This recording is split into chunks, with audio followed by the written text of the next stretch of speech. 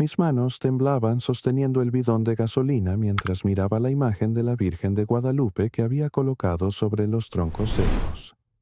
El viento nocturno de Cochabamba llevaba el aroma a eucalipto de las montañas, pero lo único que podía percibir era el olor acre del combustible y el latido desenfrenado de mi corazón.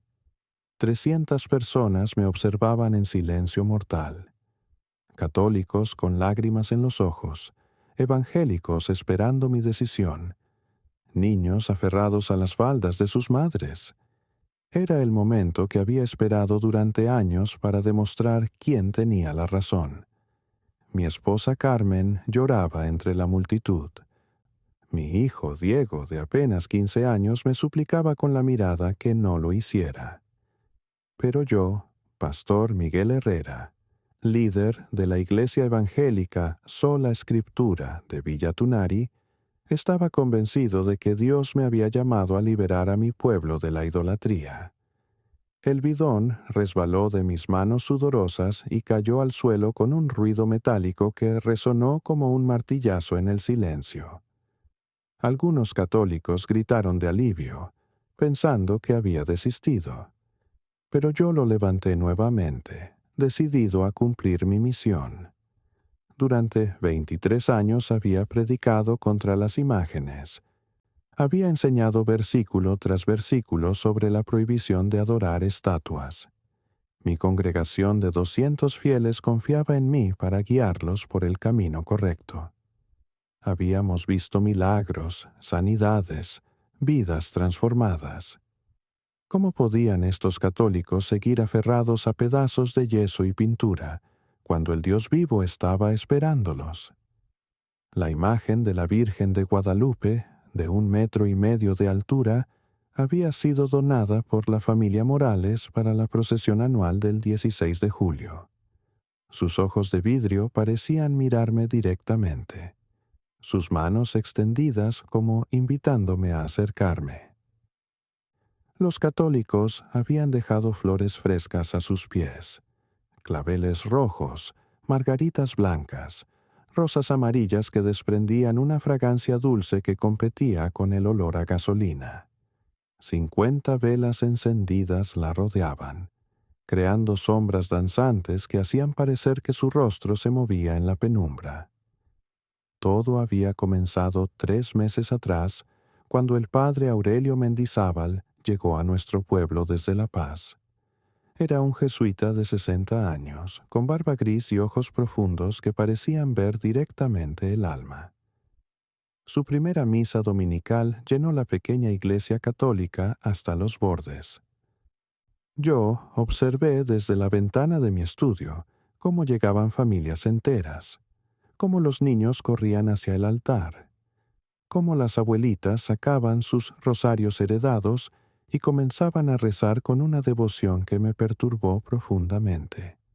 Durante años había coexistido pacíficamente con los católicos de Villa Tunari. Teníamos nuestras diferencias teológicas, pero respetábamos las tradiciones del otro. Sin embargo, la llegada del padre Aurelio cambió todo. Su carisma era innegable, su conocimiento bíblico impresionante, su capacidad para conectar con las personas asombrosa. En pocas semanas, varias familias de mi congregación comenzaron a hacer preguntas incómodas. Doña Esperanza, que había sido mi diácona durante 10 años, me preguntó por qué los católicos también citaban la Biblia con tanta precisión. Don Fernando cuestionó si realmente estaba mal venerar a la Virgen María, si ella había sido escogida por Dios para ser la madre de Jesús. Mi tranquilidad se desmoronó completamente cuando mi propia esposa Carmen comenzó a cambiar. Una tarde la encontré en la cocina, sosteniendo el rosario de su difunta abuela mientras preparaba empanadas para la cena. El aroma a carne y cebolla llenaba el ambiente. Pero lo único que pude procesar fue esa imagen. Mi esposa, la primera dama de mi iglesia, rezando el rosario católico que había guardado en secreto durante todos estos años de matrimonio. Carmen había sido criada católica en Sucre, hija de una familia devotísima que asistía a misa diariamente. Cuando nos conocimos en la universidad, ella ya había comenzado a alejarse de la iglesia, más por rebeldía juvenil que por convicción teológica. Nuestra historia de amor se entrelazó con su conversión al evangelismo, y durante 15 años pensé que había encontrado en Cristo la paz que su corazón buscaba. Pero el rosario de nácar y plata que ahora sostenía entre sus dedos me recordó que las raíces católicas nunca habían sido completamente arrancadas de su corazón. Es imposible describir la traición que sentí en ese momento. No era solo que mi esposa estuviera cuestionando mi autoridad espiritual, sino que toda mi identidad como líder religioso se tambalea cuando tu propio hogar se convierte en territorio enemigo. Durante días intenté razonar con ella. Le mostré pasajes bíblicos. Le recordé los testimonios que habíamos vivido juntos. Pero Carmen solo me miraba con ojos tristes y repetía una frase que me atormentaba. Miguel, ¿por qué no puede haber espacio para ambos caminos hacia Jesús? Mi hijo Diego, que había crecido en la iglesia evangélica desde pequeño, también comenzó a mostrar signos preocupantes. Lo descubrí varias veces conversando con jóvenes católicos después de la escuela, y una noche lo encontré investigando en Internet sobre la historia de los santos católicos. Cuando le pregunté qué estaba haciendo, me respondió con una madurez que me asustó. Papá, solo quiero entender por qué tanta gente buena cree cosas diferentes a nosotros. La gota que derramó el vaso llegó durante la fiesta de la Virgen de Guadalupe. Era un sábado por la tarde, y desde la ventana de mi casa pude ver la procesión que recorría las calles principales de Villa Tunari. Cientos de personas caminaban detrás de la imagen, cantando, rezando, llevando flores. El sonido de las campanas de la Iglesia Católica se mezclaba con los cánticos marianos que flotaban en el aire como incienso. Mujeres vestidas de blanco llevaban velas encendidas. Hombres cargaban la imagen en andas decoradas con cintas doradas. Niños pequeños arrojaban pétalos de rosa al paso de la procesión. Pero lo que me partió el corazón fue ver a mi esposa Carmen parada en la acera, con lágrimas corriendo por sus mejillas, persignándose mientras la imagen pasaba frente a ella. A su lado estaba Diego, observando todo con una fascinación que me llenó de pánico. En ese momento entendí que no era solo mi autoridad como pastor lo que estaba en juego, sino la unidad de mi familia. Si no actuaba pronto y de manera contundente, perdería a los seres que más amaba en este mundo. Esa noche, después de que Carmen y Diego se durmieran, me encerré en mi estudio y oré como nunca antes había orado.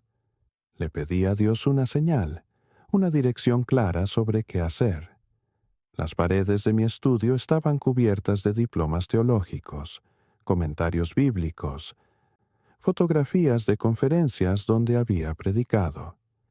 Toda mi vida académica y ministerial me había preparado para combatir la idolatría católica, pero nunca imaginé que tendría que librar esa batalla dentro de mi propia casa. La respuesta llegó como un rayo de inspiración divina, o al menos eso creí en ese momento. Dios me estaba llamando a hacer algo dramático, algo que sacudiera las estructuras religiosas de Villa Tunari y demostrara de una vez por todas dónde estaba la verdad. Organizaría un evento público donde quemaría una imagen católica, no por odio, sino por amor, para liberar a mi pueblo del engaño en el que vivía. Sería un acto profético, como cuando los israelitas destruyeron los ídolos paganos en el Antiguo Testamento.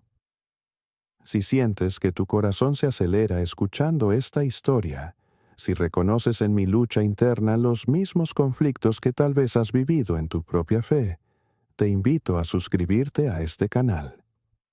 Porque lo que está a punto de suceder cambiará no solo mi vida, sino la comprensión que tengo sobre lo que significa realmente amar a Dios. Mi mano vuelve a temblar sosteniendo ese bidón de gasolina, y 200 personas esperan una decisión que podría unir o dividir para siempre nuestra comunidad. ¿Realmente fui capaz de quemar esa imagen sagrada que tantas personas veneraban? ¿O algo sobrenatural estaba a punto de detener mi mano en el último segundo? La decisión de quemar la imagen no la tomé de un día para otro. Durante 2 semanas preparé meticulosamente cada detalle, convencido de que Dios mismo me había encomendado esta misión profética. Primero hablé con los líderes de mi iglesia, el diácono Esteban Vargas, un mecánico de 55 años que había sido mi mano derecha durante una década, y la hermana Rosa Choque, una enfermera que dirigía el ministerio de mujeres con una devoción inquebrantable. Ambos me escucharon en silencio mientras yo explicaba mi plan, citando versículos del Éxodo y Deuteronomio sobre la destrucción de imágenes paganas. El diácono Esteban, un hombre de pocas palabras pero de gran sabiduría práctica, se removió incómodo en su silla cuando terminé de hablar. Sus manos, encallecidas por años de trabajo mecánico, se cerraron lentamente, mientras me miraba con una expresión que no pude descifrar. Finalmente, con voz ronca por los años de fumar antes de su conversión, me dijo algo que me perturbó. «Pastor Miguel, usted sabe que yo daría mi vida por Cristo, pero esto no me da paz en el espíritu. ¿No podríamos simplemente enseñar la palabra con más amor en lugar de destruir lo que otros aman?» Sus palabras me golpearon como un puñetazo, pero mi orgullo las rechazó inmediatamente. Le expliqué que a veces Dios nos llama a hacer cosas que el mundo no entiende, que los profetas del Antiguo Testamento también fueron incomprendidos. La hermana Rosa asintió, pero pude ver la duda brillando en sus ojos como lágrimas contenidas. Esa noche se fueron de mi oficina con el peso de una decisión que sabían que no podrían detener. La noticia de mi plan se extendió por Villa Tunari como un incendio descontrolado. En un pueblo de apenas 8,000 habitantes, los secretos duran menos que una vela en el viento. Primero llegó la incredulidad, después la indignación católica, luego el apoyo dividido de mi propia congregación. Algunas familias evangélicas me respaldaron con entusiasmo, viendo en mi decisión la valentía profética que habían estado esperando. Otras, especialmente aquellas con parientes católicos, comenzaron a alejarse silenciosamente de los cultos dominicales. Mi casa se convirtió en un campo de batalla emocional. Carmen dejó de hablarme durante días, comunicándose conmigo solo a través de Diego cuando era absolutamente necesario. Las comidas se volvieron ejercicios de tensión silenciosa, donde el tintineo de los cubiertos contra los platos sonaba como campanas funerarias.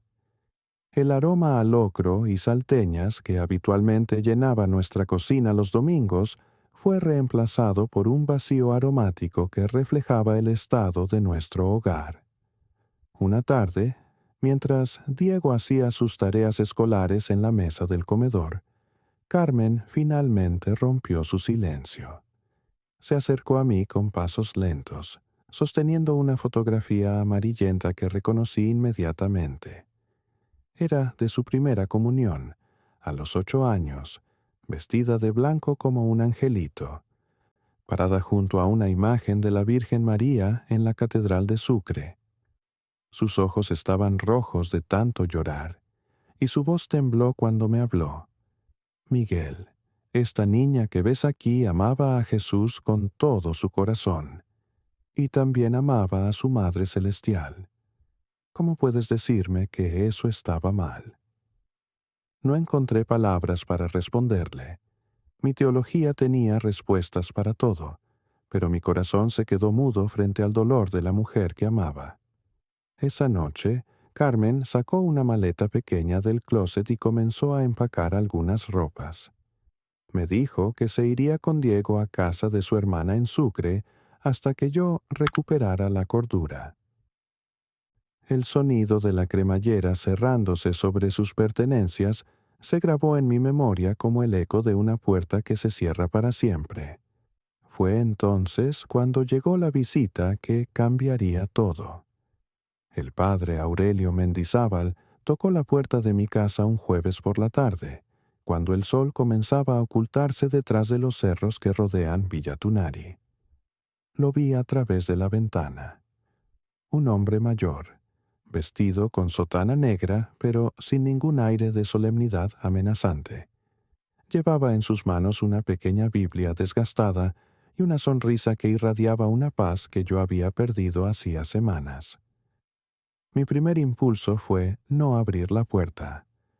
Este hombre era el enemigo, el responsable de la confusión que había invadido mi iglesia y mi hogar.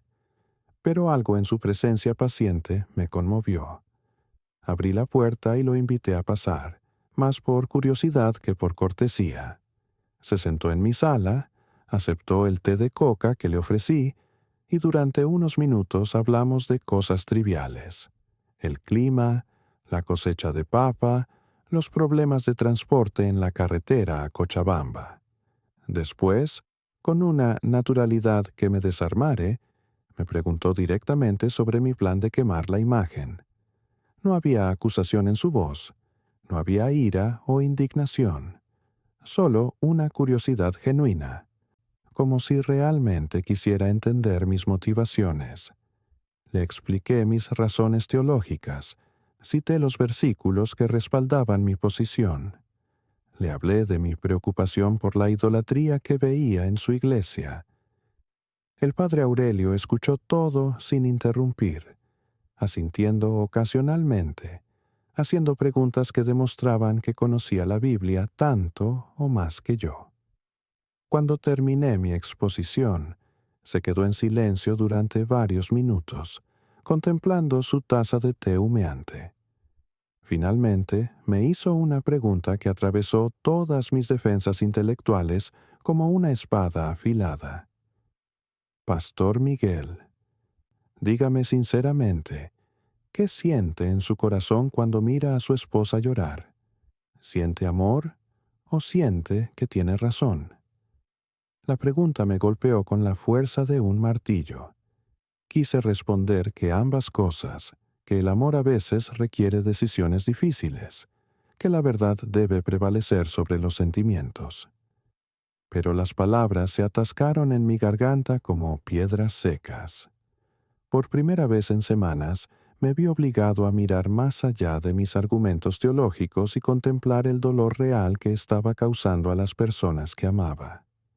El padre Aurelio continuó con voz suave. Nosotros no adoramos estatuas, pastor. Adoramos al mismo Dios que usted adora. Las imágenes son como fotografías de nuestros seres queridos que ya partieron a la casa del Padre. ¿Usted adora la fotografía de su madre difunta o la usa para recordarla con cariño? Sus palabras tenían la simplicidad devastadora de la verdad pura. Me habló de María no como una diosa, sino como la madre que Jesús nos dio desde la cruz. Me explicó que los católicos no oran a las imágenes, sino frente a las imágenes, del mismo modo que yo oraba frente a la cruz de madera que colgaba en mi iglesia. Me mostró pasajes bíblicos que yo había interpretado de manera diferente. No para demostrar que yo estaba equivocado, sino para mostrar que tal vez había más de una forma válida de amar a Dios. Durante 2 horas conversamos como hermanos en Cristo, no como enemigos teológicos. Cuando se levantó para despedirse, me dejó su tarjeta personal con una invitación que me dejó sin aliento. Pastor Miguel, si realmente decide seguir adelante con su plan, yo estaré allí, no para detenerlo, sino para rezar por usted, porque creo que su corazón busca a Dios, aunque tal vez esté tomando un camino que le causará más dolor del necesario. Esa noche no pude dormir. Las palabras del padre Aurelio resonaban en mi cabeza como campanas que no dejaban de sonar. Por primera vez en semanas, no oré pidiendo confirmación para mi plan, sino pidiendo sabiduría para distinguir entre la voz de Dios y la voz de mi propio orgullo. El silencio de mi casa sin Carmen y Diego era ensordecedor, roto solo por el tic-tac del reloj de pared que había heredado de mi abuelo. Al día siguiente era viernes, y ya había anunciado públicamente que la demostración profética sería el sábado por la noche en la plaza principal. Los preparativos estaban listos. Había conseguido la imagen prestada. Irónicamente, la familia católica que me la dio pensaba que la usaría para una conferencia sobre diálogo interreligioso. Tenía la leña apilada, el combustible listo. Varios periodistas de Cochabamba habían confirmado su asistencia.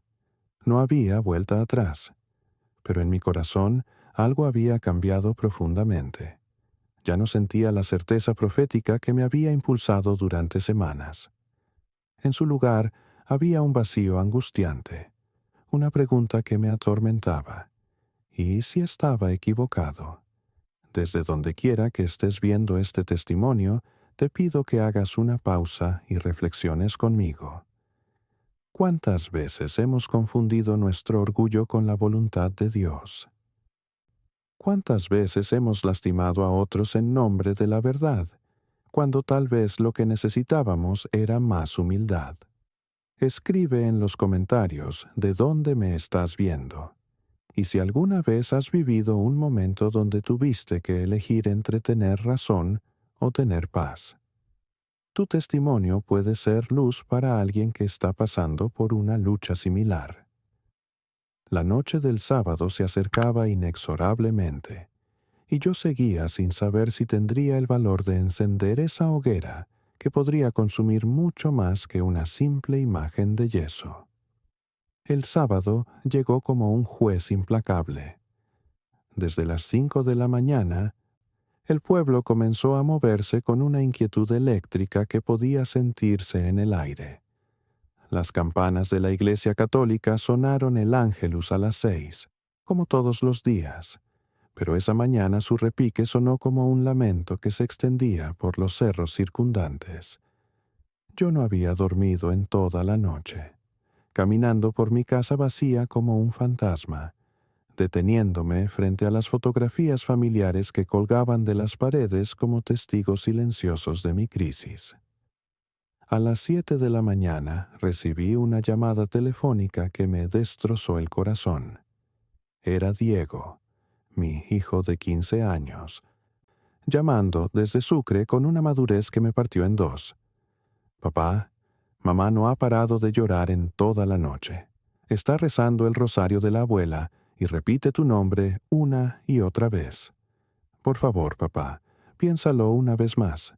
Nosotros te amamos, pero no queremos que hagas algo de lo que te vayas a arrepentir toda la vida. Su voz se quebró al final, y pude escuchar a Carmen llorando en el fondo.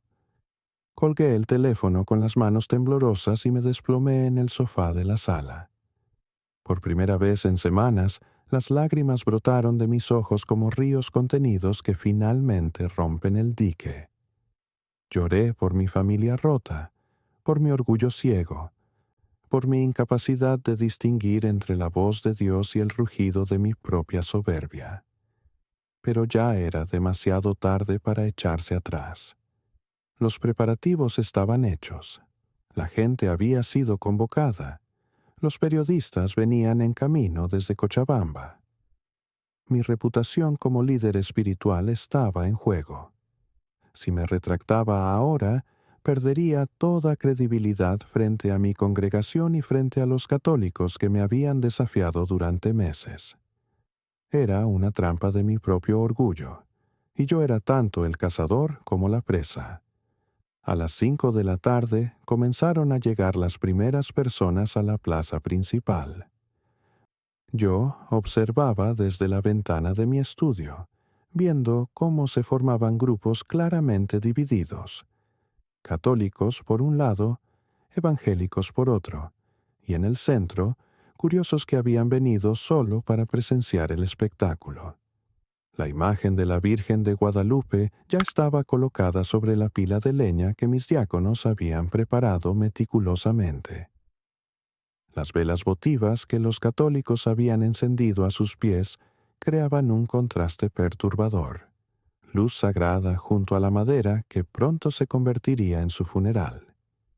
El padre Aurelio llegó exactamente a las 6, cumpliendo su promesa de estar presente. Caminó directamente hacia la imagen, se arrodilló frente a ella y comenzó a rezar en silencio. Su presencia pacífica contrastaba dramáticamente con la tensión que electrificaba el ambiente. Algunas mujeres católicas se unieron a él, formando un semicírculo de oración que parecía un escudo invisible de fe. A las 7 en punto, salí de mi casa cargando el bidón de gasolina. Cada paso hacia la plaza se sentía como caminar hacia mi propia ejecución. El peso del combustible en mis manos era nada comparado con el peso que cargaba en mi corazón. 200 personas se habían reunido ya, más de las que esperaba. Vi rostros conocidos, familias enteras, niños pequeños que no entendían lo que estaba a punto de suceder, pero percibían la gravedad del momento en los ojos de sus padres. Cuando llegué frente a la imagen, el silencio fue tan profundo que pude escuchar los latidos de mi propio corazón. La Virgen de Guadalupe me miraba con ojos de vidrio que parecían más vivos que nunca. Su manto azul se movía suavemente con la brisa nocturna. Sus manos extendidas parecían invitarme no a la destrucción, sino a la paz. El aroma de las flores frescas que los fieles habían dejado a sus pies se mezclaba con el olor a madera seca y el perfume de las velas de cera. Levanté el bidón sobre mi cabeza, preparándome para verter su contenido. Fue en ese momento cuando escuché una voz que me paralizó completamente. No vino del cielo ni de ningún lugar sobrenatural. Vino de mi propio corazón, pero con una claridad que no era mía. «Miguel, ¿esto es amor?». La pregunta resonó en mi alma como un eco eterno. Miré a la multitud que me rodeaba y vi por primera vez no católicos y evangélicos, sino hermanos y hermanas que amaban al mismo Cristo que yo afirmaba servir. Vi a doña Mercedes, de 80 años, llorando en silencio mientras sostenía el rosario que había heredado de su bisabuela. Vi a don Carlos, un evangélico de mi propia iglesia, con la cabeza gacha, avergonzado de lo que estaba a punto de presenciar. Vi niños pequeños escondiéndose detrás de sus madres, aterrorizados por la tensión que saturaba el aire. Y en medio de toda esa multitud, vi al padre Aurelio levantarse lentamente de su posición de oración. Caminó hacia mí con pasos medidos, sin prisa pero sin vacilación. Cuando estuvo lo suficientemente cerca para que solo yo pudiera escucharlo, me hizo la pregunta que destrozó todas mis defensas. «Pastor Miguel, si Jesús estuviera aquí físicamente esta noche, ¿realmente cree que estaría sosteniendo ese bidón de gasolina? ¿O estaría abrazando a la señora que llora por su imagen?». Sus palabras fueron como una espada de fuego que cortó las cadenas de mi orgullo. Por primera vez en meses, vi con absoluta claridad lo que estaba haciendo. No estaba defendiendo la gloria de Dios, estaba alimentando mi propia soberbia. No estaba combatiendo la idolatría, estaba destruyendo la esperanza de personas que encontraban consuelo en símbolos que les recordaban el amor divino. No estaba siendo un profeta, estaba siendo un fariseo. El bidón resbaló de mis manos como si pesara toneladas. Se estrelló contra el suelo con un ruido metálico que resonó como un gong liberador. La gasolina se derramó sobre la tierra seca.